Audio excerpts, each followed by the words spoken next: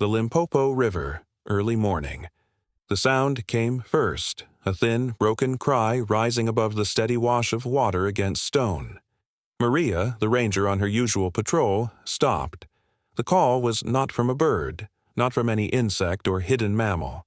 It was higher, strained and desperate. She moved through the reeds and saw him. A calf, no more than a few months old, collapsed at the edge of the bank, his small trunk dragging through the mud. His body shook with each attempt to lift himself. The cries came in uneven bursts, not loud enough to summon a herd, not steady enough to travel far. His ears hung low against his skull, the weight of his exhaustion plain. Maria lowered her pace, careful not to startle him, though it was clear he had no strength left to run.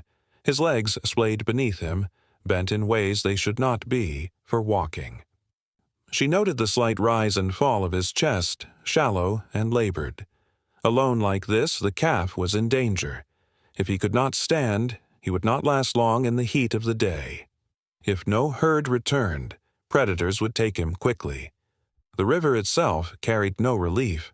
The calf had dragged himself to its edge, but his trunk could not reach without collapsing his chest into the mud. His face was smeared with dirt, streaks of drying sand clinging to his temples. He cried again, softer now, more a breath than a call. Maria crouched a few paces away, speaking low.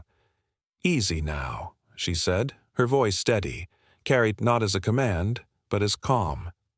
The calf stilled, watching her with eyes wide and wet. He did not move, but the sound quieted. She scanned the horizon. The plains stretched empty in every direction. No silhouettes, no dust rising from moving elephants. A calf this young would not be alone by choice. A storm or a rush across the river might have separated him, or he had fallen behind and been left when the herd pressed on. The cause mattered less than the fact. Here, at the river's edge, he was alone. If no action were taken, he would die. Maria reached for her canteen, pouring a small trickle of water into her palm and setting it close to the mud where the calf's trunk lay. His nostrils flared, scenting it. For a moment he shifted his weight, stretching forward. The trunk curled weakly across the damp patch, and he drew it in. The water slipped down, more spilt than swallowed, but it was something. A faint shiver ran along his back, his skin folding like wrinkled leather against his ribs. Maria let another thin stream fall, repeating the gesture. Again the calf tried, and again he managed only a mouthful. Each swallow was slow, but it was proof that he could respond. Proof that he had strength left to fight. Yet still, the danger hung close. If the calf could not stand, he could not follow, and if he could not walk, he could not survive the rising sun. The risk was clear. Alone and down, he had hours, not days. Maria eased lower, sitting on the damp earth, her body small in his line of sight. The calf shifted his head, releasing one last soft cry, a trembling note that fell into the steady flow of the river. His eyes closed and opened again. Heavy. Maria whispered once more, not for meaning, but for calm. "You're safe." For that moment the cries stopped. The only sound was water moving past, unbroken. The calf lay still, fragile against the strength of the river, yet alive. And Maria knew the next step would decide whether he endured or faded by the bank. Maria remained still for a long moment, the calf lying no more than a few paces away. The morning light stretched thin across the riverbank, glinting off the damp folds of his skin. His ears drooped, heavy and unresponsive, and his legs twitched now and again as if remembering a step his body could no longer follow through. She rose, slowly, every motion deliberate, and edged closer. The ground was soft, the reeds bending under her boots. She could see the bones pressing faintly beneath his skin, the outline of ribs visible with each shallow breath. He lifted his head briefly at her approach, trunk shifting, ears fluttering weakly. The movement was small but cautious, an instinctive defense despite his weakness. Maria stopped at once.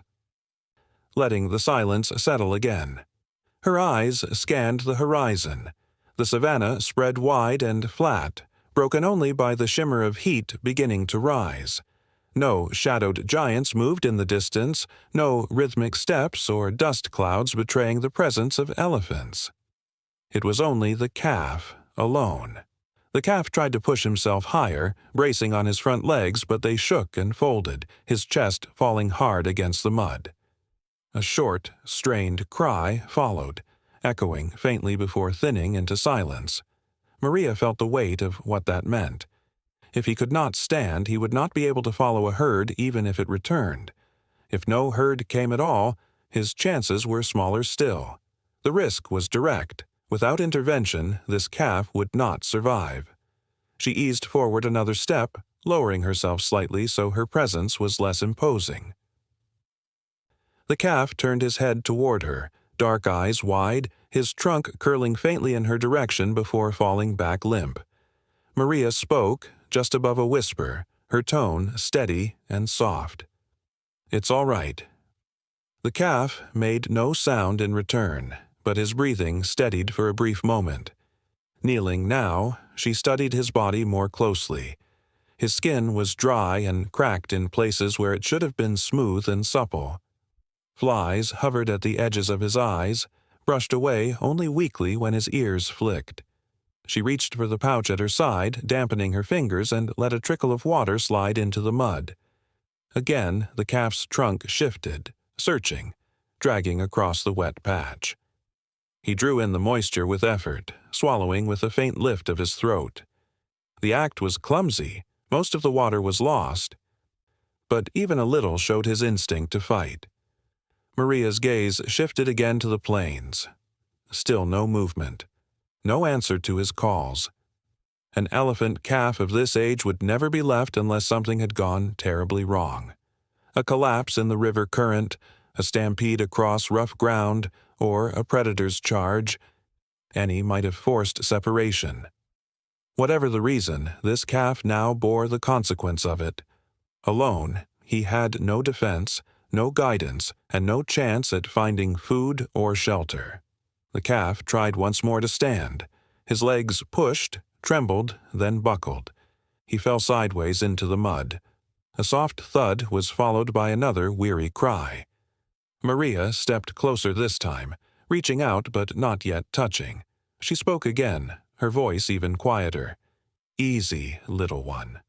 The sound seemed to calm him. He stilled, eyes half closing as his breath came hard and uneven. Maria knew she could not leave him. Each hour under the rising sun would strip what little energy remained. Each hour without a herd would cut his chances shorter still. She settled onto the bank, close enough that he could see her if he lifted his head, far enough not to crowd him. The calf's cries faded to a low, irregular rumble, the last of his voice spent. The river moved steadily past, indifferent, carrying its silver line across the land. The calf lay fragile against it, a life held to the edge by exhaustion. And Maria, sitting beside him, understood that from this point on every decision, every step she took or did not take, would carry the weight of whether he lived or was lost. The calf shifted again, his body restless against the damp sand. He tucked his front legs beneath him and pressed, trying to rise. For a moment his back lifted, trembling with effort, but his weight folded too quickly. He fell sideways, his head striking the ground with a dull thud. A short cry escaped him, strained and weak, then dissolved into a breathless rasp. Maria rose to her knees, her eyes fixed on him. Each failed attempt cost him more strength. If he could not rise soon, the riverbank itself would claim him before heat or predators had the chance. She moved closer, stopping just within reach if he lunged in panic, though it was clear panic was not in him now. His ears twitched faintly, half-hearted motions too slow to chase the flies gathering at his eyes. His trunk lay stretched along the mud, curling once before going slack again. The signs were sharp and undeniable. Collapse was close. And collapse, here, meant death. Maria tipped the last of her canteen into a shallow pool, pressing her palm against the wet earth to darken it. The calf lifted his head slowly, nostrils flaring, trunk swaying as if pulled by instinct. He dragged it weakly through the damp soil and drew in a trace of water. Most of it spilt back into the sand, but the swallow that followed carried weight. It proved he was not finished yet. She let a small line of water fall again. His trunk found it, shaky and uncoordinated but still determined. She whispered, low and even, "You're almost there." The words were not meant to be understood, only to keep the air steady between them. He shifted his gaze toward her, dark eyes clouded but alert enough to follow sound. For a moment, silence held. Then he tried again to stand.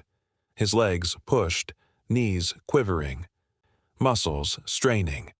Maria leaned forward, ready but careful, her hands hovering near his side without touching. He rose halfway, balanced for a breath, and then folded again into the sand. This time the fall was heavier. He lay still, chest rising unevenly, his energy stripped further. Maria steadied her breath, forcing patience where urgency pressed. The calf's risk was absolute. If he could not stand, he could not reach food, water, or shade. If he remained here, the sun would climb, burning moisture from his body until no recovery was possible. Predators would sense his weakness. The decision was clear. Something had to change now, or his chances would vanish with the day. She reached back to her pack and pulled a strip of cloth, soaking it in the river water, then laid it near his trunk. He shifted again, drawing faint drops into his mouth. His chest rose a little fuller after the swallow, his ribs pressing less sharply against his skin. But it was not enough. Maria knew the line between hope and failure was narrowing. Each moment brought him closer to a collapse that would not reverse. The calf lifted his head one more time, trunk stretching toward her hand. He touched the damp cloth again, pulling a few drops. Maria let him have it, watching his slow swallow, the faint ripple that passed along his throat. He exhaled, heavy and long, then lowered his head into the mud once more. His eyes were half closed, still open enough to keep her in sight. The river moved in silence beside them, the sun edging higher, burning off the mist. Maria stayed crouched, still as the reeds, watching the fragile life beside her fight against its own weight. Every small effort counted, yet every effort carried the danger of final collapse. The balance was held by a thread, and she knew the next attempt could decide everything. Maria lowered herself onto the bank, her body small and unthreatening against the open plain. The calf lay stretched in the mud, chest heaving, eyes wide and glassy. His cries had slowed to uneven bursts, thin calls that broke quickly into silence. She kept her distance at first, letting her presence be steady rather than sudden. Every move she made carried weight. Too close, too fast, and he might waste his last strength in fear. Too far, and he might not hold on at all. The air was warm now, the sun rising higher, pressing heat against his fragile skin. Maria spoke softly, her voice even and low, words shaped only to keep him calm. "Easy, little one." The calf stilled, ears twitching faintly toward the sound. His head lifted just slightly, trunk sliding across the mud in her direction.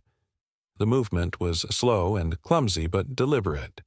She waited, her hands resting open on her knees, not reaching forward, not closing the space. His trunk lifted higher, wavering in the air, and then drooped again, curling back against his chest. The attempt had drained him. Still, it was a change. For the first time he had turned toward her not in alarm but in a gesture that reached outward. That act alone was a sign of life not yet surrendered. Maria poured another thin stream of water into the soil beside her. The calf's nostrils flared, trunk moving again, drawn to the faint scent. He touched the damp earth, drew in a mouthful, and swallowed weakly. A soft rumble escaped him after, less a cry than a breath. His eyes blinked slower, calmer, as though her nearness had eased his fight for a moment. She edged closer, a single step, and stopped again. The calf shifted his head to watch her, trunk sliding forward once more. His skin was caked with dried mud, his flanks rising in uneven rhythm. Maria's chest tightened at the sight of his ribs pushing with each breath. She whispered again, no louder than the breeze along the reeds. "You're safe." The calf's ears fluttered once, then stilled. For long minutes they remained in silence. The river moved steadily, insects buzzing along the bank.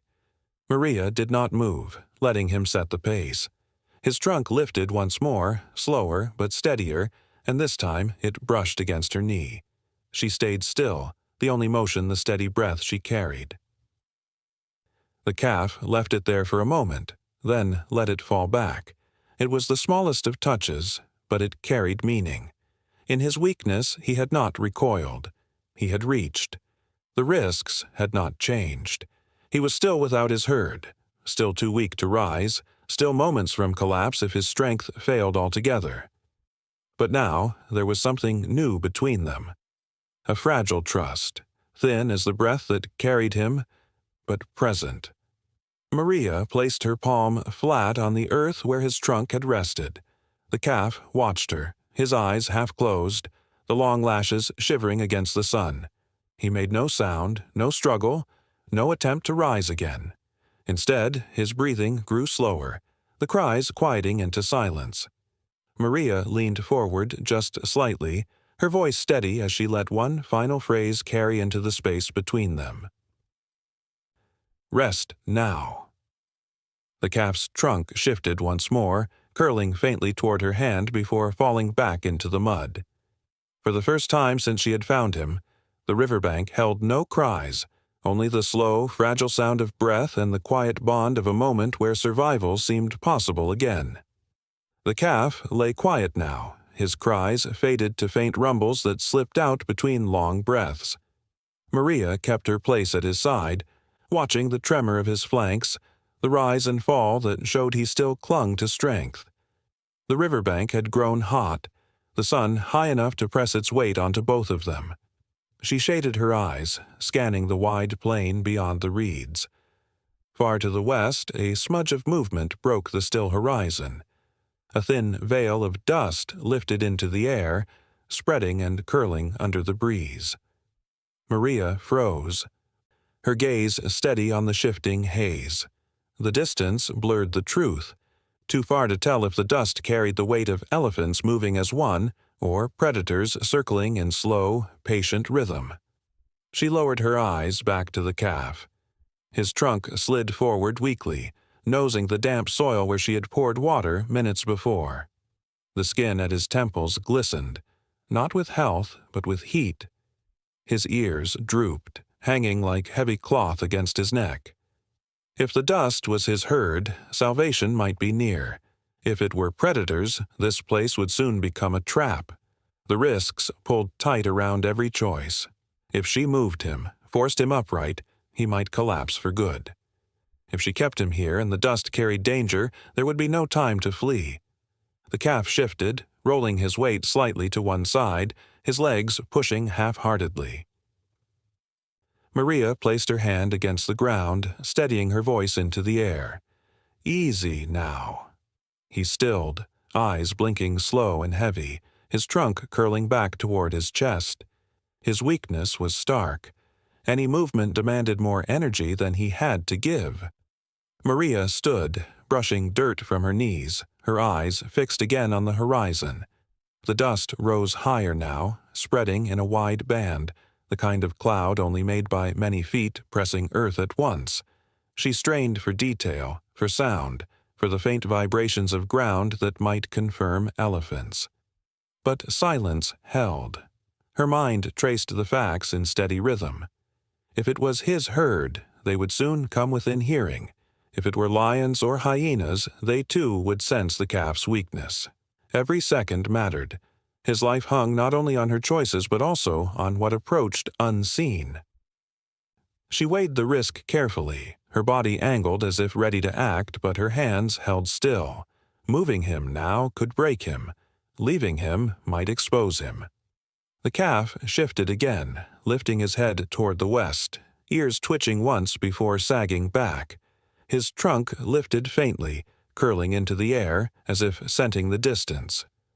Maria watched closely.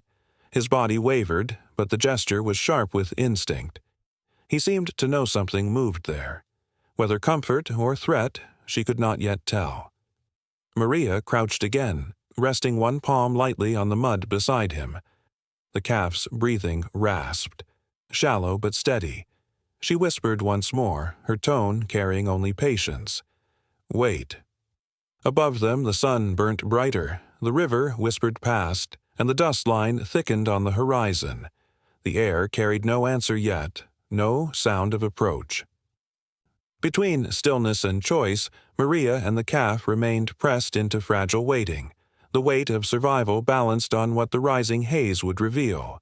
The haze on the horizon had thickened, stretching into a low band of dust that blurred the line between earth and sky. Maria's eyes stayed fixed on it, but her focus shifted as the calf stirred again. He drew his legs beneath him, a slow and trembling motion that ended with his body heaving forward into the mud. His head struck the ground softly, and for a moment she thought he would not rise again. Yet he shifted once more, trunk curling against the dirt, and began another attempt. Maria leaned closer, her voice steady and low. Steady now. She did not touch him, but her calmness filled the space between them. The calf planted his forelegs, thin and quaking, and braced his hind legs beneath his small body. His knees buckled inward, the effort forcing a rough grunt from his chest. He swayed, almost toppling again, but this time he found balance. Slowly, his frame lifted from the earth until he stood upright, legs trembling, head hanging heavy. For a moment the silence deepened, broken only by the rasp of his breath and the shifting of reeds in the breeze. Maria kept still, knowing any sudden sound might startle him into collapse. The calf swayed again, ears twitching, trunk swinging weakly as if testing his balance. He looked fragile, as though the smallest gust of wind might topple him, but he remained on his feet. He took a step, hooves pressing into the damp bank. The movement was awkward, his legs dragging in short arcs, his joints uncertain. The step ended with a stumble, but he caught himself before falling. Another followed, slower, heavier. His body shook from the strain, but each motion carried him forward. Maria moved alongside, never ahead, her presence steady as a boundary of calm. The stakes weighed clear in her mind. Standing meant survival had opened again as a possibility. A calf unable to rise was already lost. A calf able to walk, however unsteady, could be guided, could follow water, and could rejoin his herd if they returned. Yet every step still carried danger. If his legs gave way again, he might not recover. If predators caught sight of his fragile movements, he would be an easy target. The calf stopped, chest heaving, head lowering until his trunk brushed the sand. His sides rose and fell quickly, his breath ragged but determined. Maria let another trickle of water fall onto the ground ahead of him. His trunk followed it, sweeping and curling around the damp earth. He drew in a faint mouthful and swallowed. A small rumble followed, low and unsteady, but the sound held more strength than before. He lifted his head again, ears flicking weakly, and took another step, then another. The movements remained unbalanced, his body jerking with the effort, but the line of motion led him away from the mud toward firmer ground.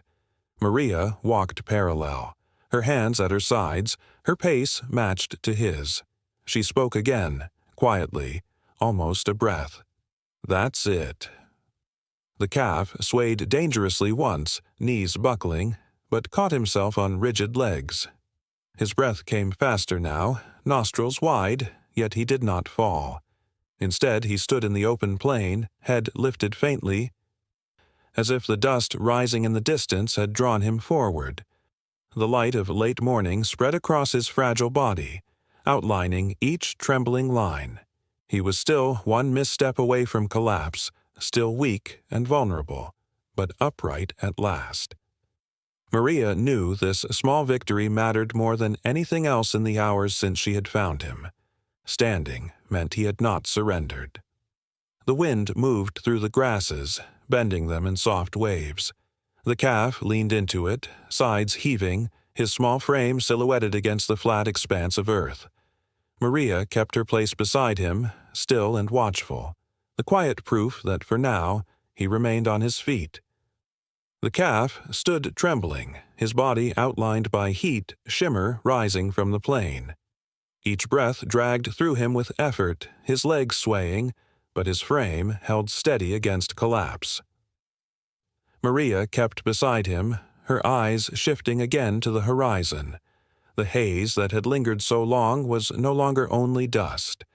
Shapes began to form within it, large, dark figures moving with the weight of something more than predators. They walked in slow rhythm, their outlines uneven but unmistakable. The calf's ears lifted faintly, twitching against the sun. His trunk curled upward in a clumsy arc, lifted higher than before, and for the first time since she had found him, sound came sharp from his chest. A bellow, weak, cracking, but urgent. It carried across the distance, a desperate call pulled from his last reserves. The effort rocked his frame, nearly buckling his legs, but the sound did not fade into silence.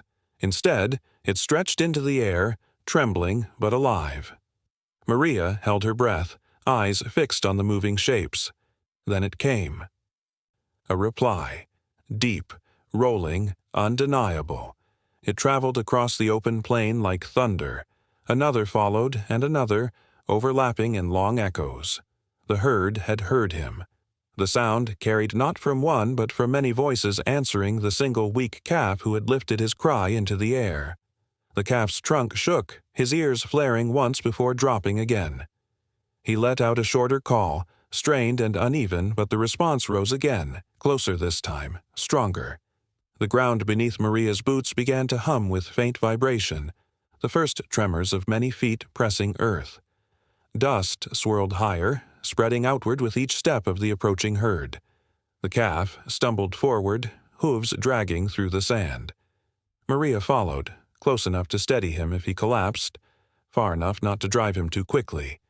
His body swayed. His movements clumsy, yet he pressed on toward the sound. Each step seemed to strip him of what little remained, but still he walked. What was at risk had not changed. His strength was nearly gone, and if he fell now, he might not rise again. But something had shifted. For the first time, there was an answer waiting for him. The figures grew sharper and clearer. Tusks caught the sun. Broad ears swung in rhythm and trunks swayed and lifted as they closed the distance. The herd came in a line, slow but certain, drawn by the voice of their missing young. The calf bellowed again, weaker than before, his legs shivering with the force. He stumbled to his knees, paused, and struggled back up. Maria whispered, her voice steady against the rush of the moment. Almost there. The answering cries filled the air once more, echoing across the plain until the sound felt as though it pressed against them from every side. The herd had begun to quicken, their pace no longer slow but urgent, the dust rising in a rolling cloud behind them. Maria stepped aside now, giving space, her role shifting from guide to witness. The calf lurched forward a final time, his head lifted as his small voice cracked against the air. Then they reached him. The leading elephant slowed, spreading wide around the calf. Trunks stretched out, touching, brushing along his back, his sides, his face.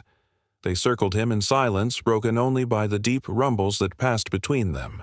The calf sagged into their touch, his body trembling but still upright, surrounded now by the living wall of his family. Maria stayed at the edge, her breath steady, watching as trunk after trunk swept over him, as if confirming his presence, drawing him back into the fold. His cries stopped, replaced by the low, continuous rumble of reassurance from the herd. The risk of collapse was still present, his weakness plain, but he was no longer alone. Survival was no longer his to carry alone. The dust settled slowly, drifting back to the ground as the herd closed around him. Maria let herself step back farther, her hands falling loose at her sides. The sounds of reunion filled the plain, low, deep, steady, wrapping the fragile calf in the strength of his family. The sun hung above the horizon, spreading gold across the savanna. The herd began to move again, slow and patient. The calf pressed into their center. His steps wavered, his breath was ragged, but every movement was supported now. Maria watched until the dust faded into the distance, until the sound of their calls thinned into silence. The plain returned to stillness, the river carrying its endless current past the bank where it had all begun. A soft breeze passed across the grass, bending it in waves, and the image of the calf, no longer alone, lingered in her sight. The herd closed around the calf, their vast bodies forming a wall of protection that blocked the open plain from view. Dust clung to the air, softening the edges of their shapes, but their presence was unmistakable. One by one, trunks reached down to him, brushing against his sides, touching the mud along his back, and sweeping gently across his head. The calf swayed under their contact, his legs still trembling, but he did not fall. Surrounded like this, he no longer looked lost. He looked held. Low rumbles passed between the adults, steady and overlapping. The sounds seemed to fold into him, soothing his exhausted cries. His ears twitched, lifting faintly before dropping again, and a thin thread of sound left his chest in reply. It was weak, almost broken, but it was answered at once. The herd spoke back, a chorus that wrapped him in reassurance.